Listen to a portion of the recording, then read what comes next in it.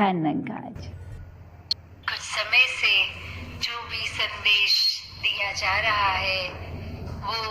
चाहे भजन रूप हो, स्पीच रूप हो, कविता रूप हो, अन्य कोई और,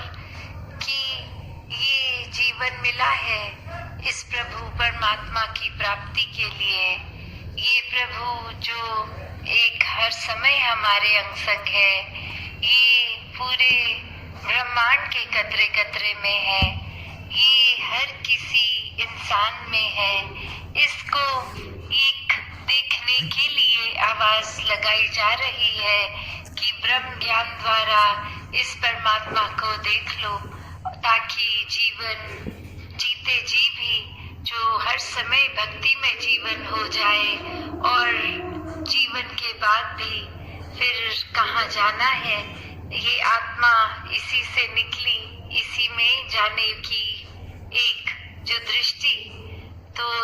ये बात युगों युगों से संतों ने समझाई कि जीवन को व्यर्थ ना गवाओ, अपने आप को जहाँ इस प्रभु परमात्मा की प्राप्ति के बाद एक एक पल सुनहरा करके अपने अंदर भी जहाँ मानवीय गुणों से युक्त हो जाओ, वो गुण फिर उस तरह कोई सीखने की बात नहीं। जब जब इस परमात्मा से एक मन का रिश्ता गहरा होता है, स्वयं ही एक अच्छी गुण, अच्छी आदतों का प्रवेश हो जाता है। वो फिर कुछ समय रहने वाली नहीं, हर समय के लिए वो गुण एक जीवन में भर जाते हैं। दिल से हर एक का आदर, सत्कार, प्यार, एक भावना जो मन में करुणा, दया, एक दिल विशाल हो जाता है। तो कैसे फिर किसी में वो नजरिया बचता नहीं कि हम ही श्रेष्ठ हैं, दूसरा किसी अन्य जाति पाति का है तो श्रेष्ठ नहीं है। नहीं, ये एक समान, ये समदृष्टि वाली नजर ये आ जाती है जब परमात्मा को हर घट में देखा जाता है कि जो परमात्मा मुझ में है वही सामने वाले में भी है। तो हर कोई एक समान ही हुआ। कुछ ऊंच नीच के, कुछ एक धन दौलत के कारण अमीर गरीब, ये सभी इस परमात्मा के हैं। और भेदभाव करने वाली फिर ये दृष्टि खत्म हो जाती है, क्योंकि फिर ये नजर हर समय इस परमात्मा को ही अंग संग भी देखती है, सब में भी देखती है। तो कैसे जीते जी खुद को जहाँ एक पूर्णता से मानव बन के जिया जा सकता है, और वो रास्ता सिर्फ ये परमात्मा की जितना ज्यादा एक आध्यात्मिक होकर इस परमात्मा को प्यार की दृष्टि से देखा जाए, इस प्रेमा भक्ति को किया जाए,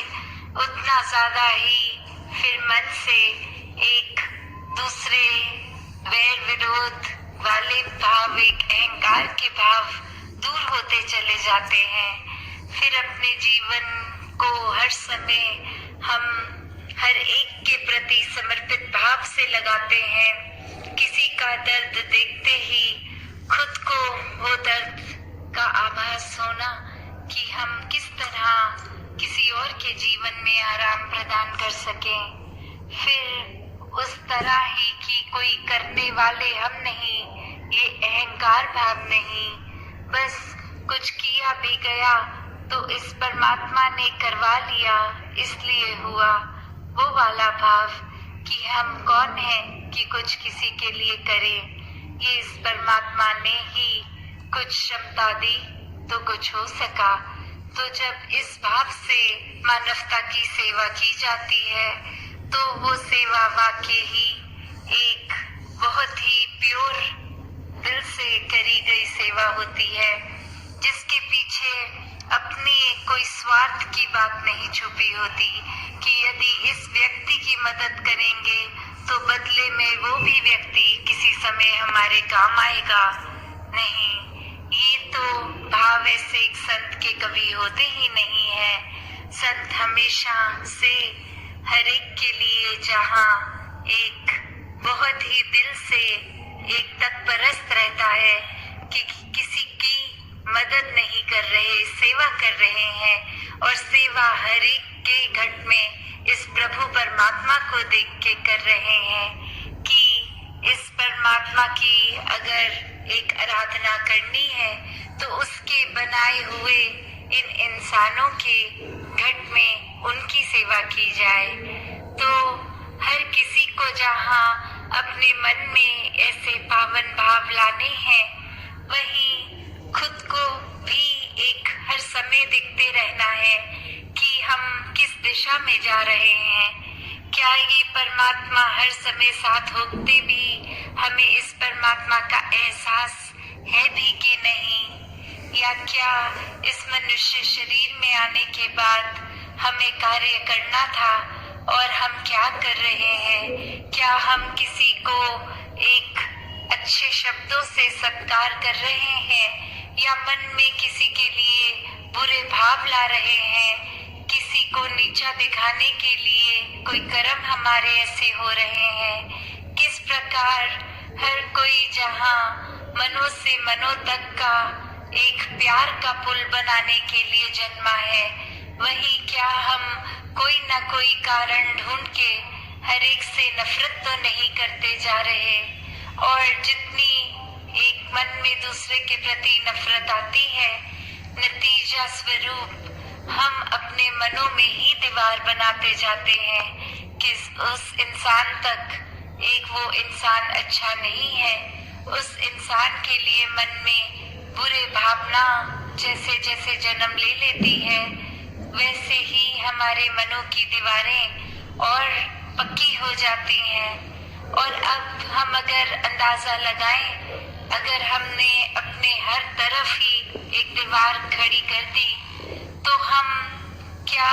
एक घुटन नहीं महसूस करेंगे? हमें तो ऐसे लगेगा कि इतने छोटे से दायरे में बंद हो गए हैं। जैसे उदाहरण, कोई व्यक्ति अगर किसी गुनाह करके जेल में होता है तो उसको ये महसूस होना कि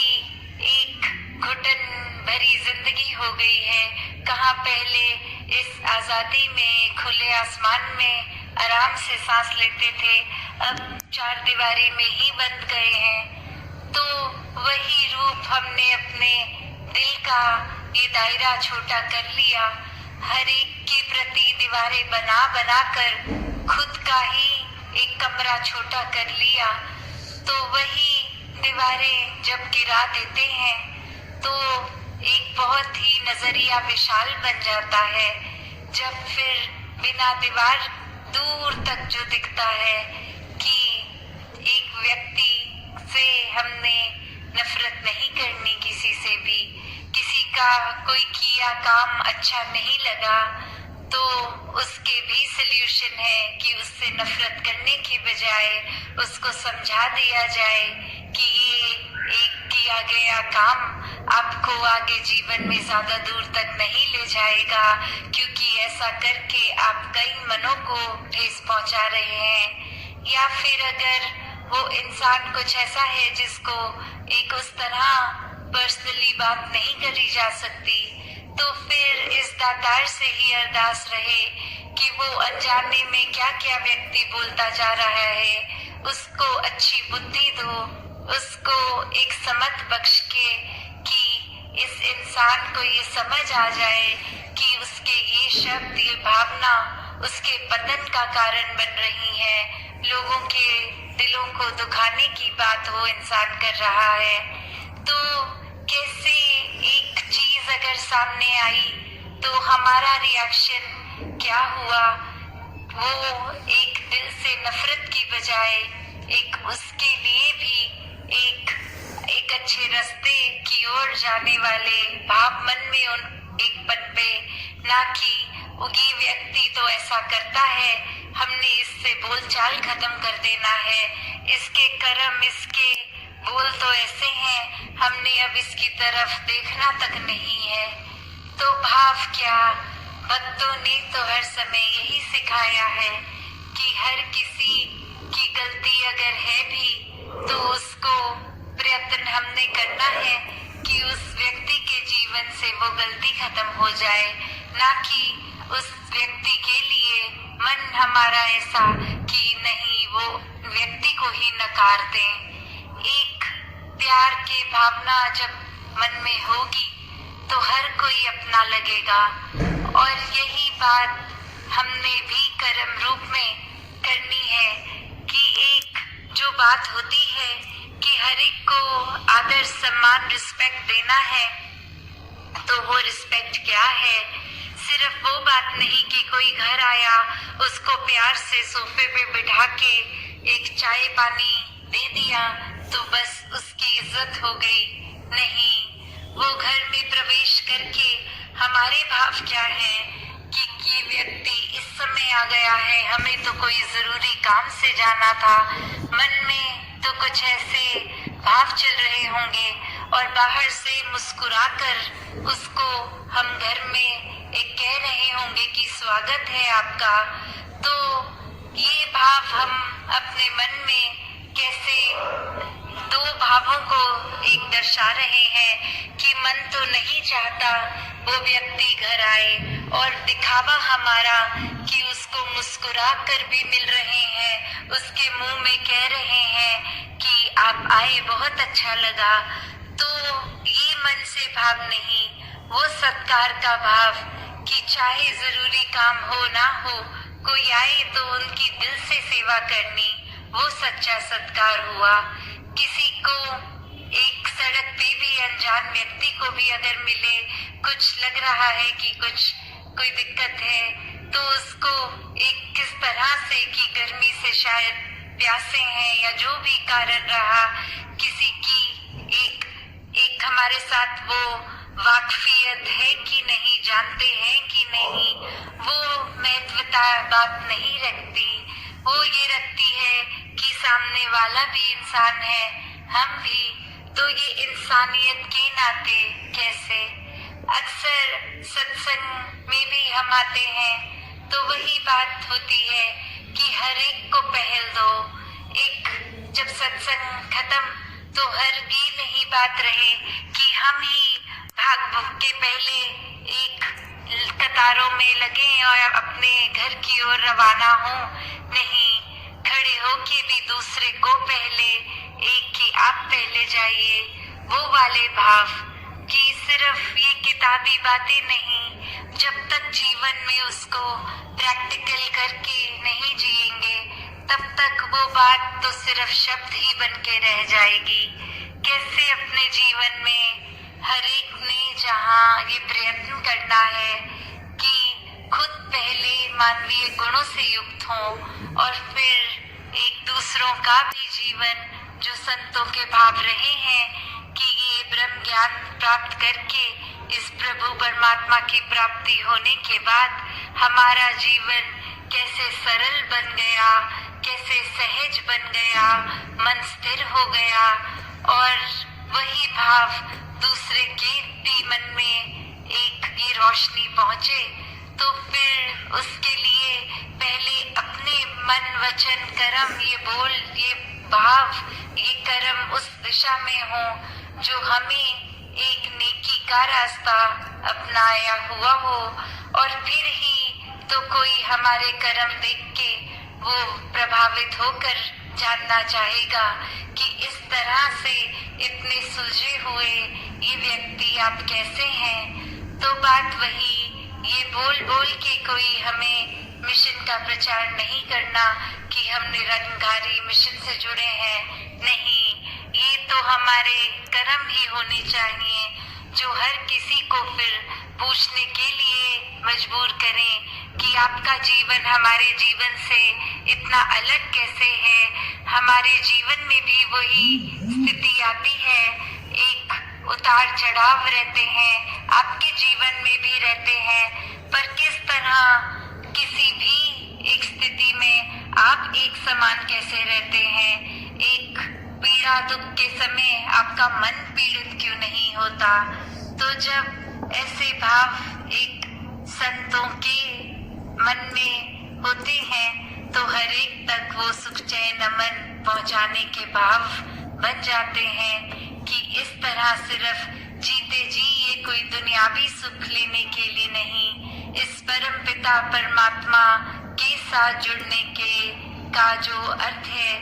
हमेशा के लिए जीते जी भी हर समय इसमें लीन हो, ताकि कुछ भी एक असर चढ़े तो वो पक्का रंग इस बेरंगे का, ना कि दुनियावी माया का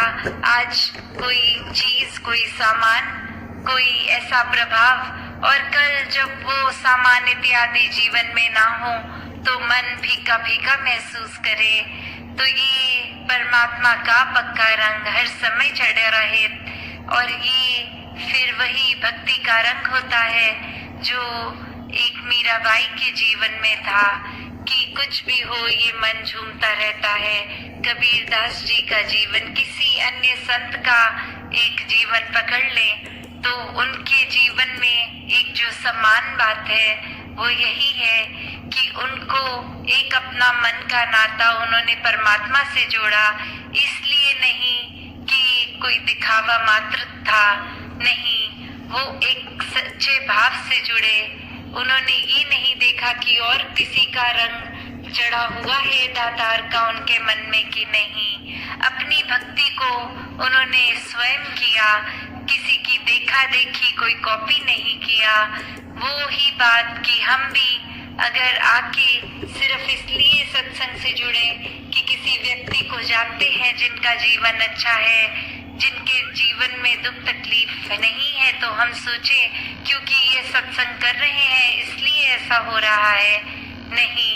उस व्यक्ति के भी जीवन में दुख तकलीफ तो होगी, पर वो परमात्मा के साथ जुड़कर उस तकलीफ को तकलीफ की तरह नहीं देख रहा, वो उस समय भी शुक्राने भाव में जुड़ रहा है। तो अगर सत्संग से जुड़े भी तो एक सच्ची वजह से, एक असली वजह से जुड़े, नहीं तो सत्संग में आके भी वो भावना वैसे बने तो हम सत्संग में आके भी भीड़ ही रह गए। तो हमें सत्संग में आके क्या करना है, इस सिमरन को करते समय मन के भाव क्या होने चाहिए, सेवा करते समय सेवा भाव क्या हो, ये तो हर कोई अपना अंतर्यामी है, ये हर एक को पता है फिर कि जस्ट कोई एक इंसान कर रहा है इसलिए ही मैं कर रहा हूँ, तो वो सही कारण नहीं है वो चीज करने का। जब तक वो मतलब ना पता हो ये कारण से इस चीज का करना, तब तक वो चीज करनी व्यर्थ है, फिर चाहे वो सेवा सिमरन सत्संग ही क्यों ना हो। सही वजह से अगर एक बिना दिखावा मात्र मन का एक सच्चा रूप इस परमात्मा से जुड़कर जब तक कोई चीज नहीं होगी, तब तक वो हर किस कबूल नहीं है। तो वो दातार कृपा करे हर किसी के जीवन में एक सच्ची भक्ति आए, सच्चा सुमिरन करने का मन बने, एक सेवा भाव भी एक अर्पित रूप समर्पित रूप का हो। तो दातार कृपा करे कि इस निराकार परमपिता परमात्मा से सब अपना ध्यान, ये मन हर समय के लिए जोड़ लें, ताकि भक्तिमय जीवन फिर ये शुरुआत उस रूप की प्रेमा भक्ति की हो। दातार हर किसी पे कृपा करे। सत्संगत जी, धन्यवाद जी।